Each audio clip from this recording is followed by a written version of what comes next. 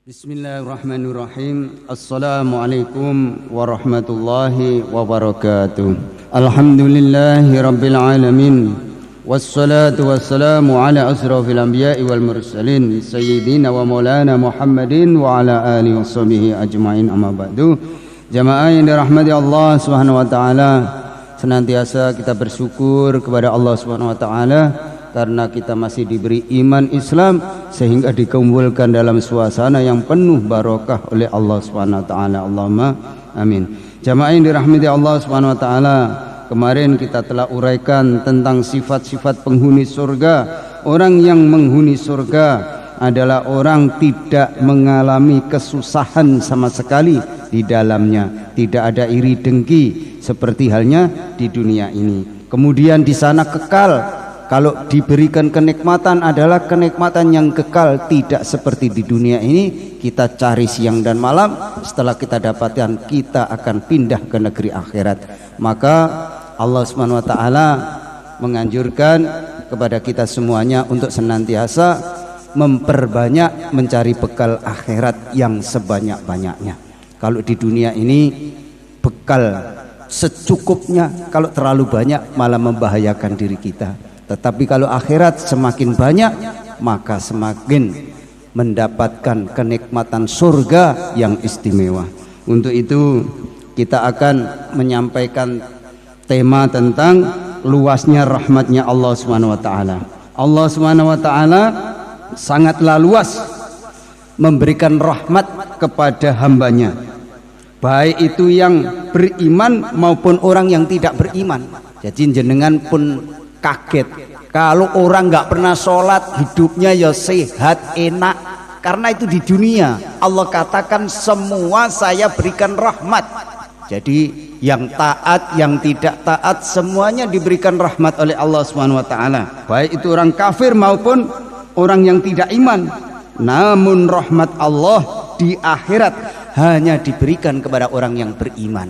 Jadi rahmatnya Allah di akhirat, kenikmatan Allah di akhirat hanya diberikan kepada orang-orang yang senantiasa mengamalkan agama. Inilah bedanya. Jadi kalau di dunia ini orang nggak pernah sholat sama sekali, itu pun diberi kenikmatan karena semua yang hidup dicukupi oleh Allah asal mau bekerja. Itulah Allah katakan begitu gamblang. Maka di dalam firman-Nya Ar-Rahmanir Rahim, di dalam surat Al-Fatihah ayat 3 ini Allah menerangkan, Aku adalah Maha Pengasih, Aku adalah Maha Penyayang. Dalam firman-Nya, Wa rahmati wasi'at kulla syai' fasa'aktubuha lilladzina yataquna wa yu'tuna zakata walladzina hum bi ayatina yu'minun. Yang artinya, dan rahmatku meliputi segala sesuatu, maka akan aku tetapkan rahmatku bagi orang-orang yang takwa. Jadi rahmatnya Allah itu ditetapkan hanya kepada orang-orang yang takwa. Rahmat berupa kemudahan untuk ibadah, rahmat berupa kemudahan kenikmatan di alam kuburnya, rahmat kemudahan menuju mahsyar pengadilan Allah, di mana semua manusia dihisab, tidak akan bisa berjalan kecuali hisabnya selesai. Hanya orang-orang yang takwa yang akan diberikan kemudahan. Untuk itu kabar dari Allah lewat Al-Quran ini harus kita renungkan. Oh, ternyata di dunia ini hanyalah sekedar ujian. Apapun yang kita alami, apapun yang kita rasakan, semuanya adalah ujian. Sakit ujian, sehat ujian, kaya ujian, miskin ujian, jadi pejabat ujian, jadi orang biasa juga ujian. Tetapi orang-orang yang lulus ujian adalah menggunakan sehatnya umurnya untuk senantiasa mengamalkan agama dengan sungguh-sungguh. Itulah orang-orang yang beruntung. Kemudian orang-orang yang senantiasa membayar zakat dan orang-orang yang beriman kepada ayat-ayat kami. Itulah Allah katakan di dalam surat Al-A'raf ayat 56. Jadi Allah jelaskan begitu gamblang hadirin. Untuk itu marilah kita gunakan betul-betul umur yang singkat ini untuk senantiasa mengamalkan agama. hanya orang yang diberi rahmat, kasih dan sayang. Jadi tidak setiap manusia diberikan rohim. Jadi setiap manusia diberi rahmat, tidak diberi rohimnya Allah. Jadi orang yang tidak disayang Allah tidak akan mampu melangkah menuju masjid dalam sholat subuh ini. Mereka akan senang dengan tidurnya, memperturutkan hawa nafsunya. Itulah orang-orang yang tidak diberikan rohimnya Allah. Setiap manusia tadi diberikan rahmat tapi tidak berikan rohim. Lah supaya kita ini dikasih kasih dan sayangnya Allah, maka ngamalkan agama dengan sungguh-sungguh, sehingga kita akan menjadi orang-orang yang senantiasa dalam ridhonya Allah Subhanahu wa taala. Allahumma amin. Wa kana bil mu'minina rahima, kata Allah, dan dia maha penyayang kepada orang-orang yang beriman. Jadi hanya orang yang beriman yang diberikan kasih sayangnya Allah. Ini di dalam Al-Quran surat Al-Ahzab 43. Abu Hurairah radhiyallahu an menyatakan bahwasanya Nabi Muhammad SAW bersabda, ketika Allah menciptakan makhluk, maka dia membuat ketentuan terhadap dirinya sendiri di dalam kitabnya yang berada di aras. Sesungguhnya rahmatku lebih mendominasi murkaku. Hadis riwayat Bukhari. Abu Hurairah radhiyallahu an meriwayatkan bahwasanya Nabi Muhammad SAW bersabda, seandainya orang mukmin mengetahui siksanya Allah Subhanahu wa taala, niscaya tidak ada seorang mukmin pun yang menginginkan surganya. Dan seandainya orang kafir itu mengetahui rahmatnya Allah, maka niscaya tidak ada seorang kafir pun yang berputus asa untuk mengharapkan surganya.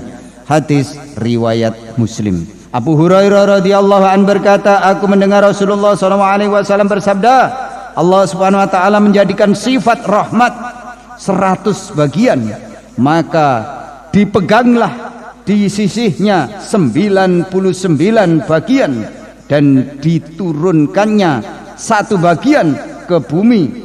Dari yang 1 bagian inilah seluruh makhluk berkasih sayang sesamanya, sehingga seekor hewan mengangkat kakinya karena takut anaknya akan terinjak olehnya. Hadis riwayat Bukhari. Jadi kasih sayangnya Allah itu hanya diberikan 1. Itu saja sudah membuat dunia ini damai. Dunia ini saling menyayangi, saling melindungi, tidak saling menghancurkan. Itu baru 1 yang diberikan di dunia, 1 kasih sayang. Tapi di akhirat nanti seluruhnya diberikan, sehingga di akhirat, di surganya Allah Subhanahu wa taala, tidak satupun manusia ada yang iri, ada yang dengki. Semuanya saling berkasih sayang, diberikan 100 kali lipat kasih sayang. Yang terakhir, Abu Hurairah radhiyallahu an meriwayatkan bahwasannya Nabi Muhammad SAW bersabda, seorang laki-laki telah berbuat melampaui batas atas dirinya tatkala dia hendak meninggalkan sakratul maut.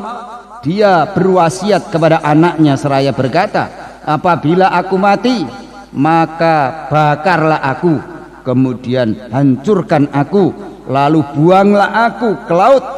Demi Allah, jika Rabbku berkehendak, pasti dia akan menyiksaku dengan suatu siksaan yang tidak pernah ditimpakan kepada seorang pun. Perawi berkata, lalu mereka melakukan wasiat tersebut. Kemudian Allah berfirman kepada bumi, tunaikan apa yang telah kamu ambil.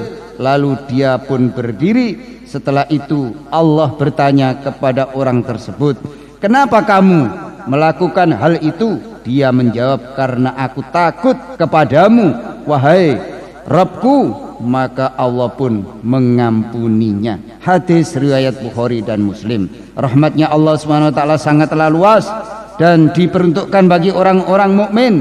Dialah Allah yang Maha Pengasih lagi Maha Penyayang. Bahkan rahmat Allah mendahului murkanya, hingga tidak ada dosa sebesar apapun melainkan Allah akan mengampuninya. Dari ayat dan hadis-hadis ini bisa kita ambil kesimpulan bahwa luasnya rahmat Allah tidak ada batasnya. Asal kita mau usaha, maka apapun dosa yang kita lakukan akan diampuni oleh Allah. Rahmatnya Allah Subhanahu wa taala diperuntukkan bagi orang-orang muslim. Jadi rahmatnya itu hanya diberikan bagi orang-orang yang mukmin. Yang terakhir, rahmatnya Allah mendahului murkanya.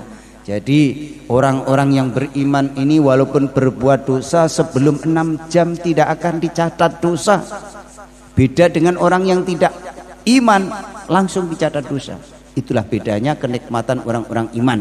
Maka ketika kita berbuat dosa sebelum 6 jam, maka dibalas dengan sholat, maka kehidupan kita sampai akhir hayat tidak punya dosa sehingga mati dalam keadaan husnul khatimah. Allahumma amin. Demikian jamaah, mudah-mudahan bisa kita ambil hikmahnya, keterangan-keterangan yang Allah berikan, yang Rasul sampaikan. Mudah-mudahan kita makin hari makin mencari bekal akhirat yang sebanyak-banyaknya sehingga mati kita dalam keadaan seperti menemui hari raya yang selama-lamanya. Allahumma amin. Mari kita tutup dengan doa kafaratul majelis. Subhanaka Allahumma wa bihamdika asyhadu an la ilaha illa anta astaghfiruka wa atubu ilaik. Wassalamualaikum warahmatullahi wabarakatuh. Allahumma sholli ala Muhammad ya Rabbi sholli alaihi wasallim.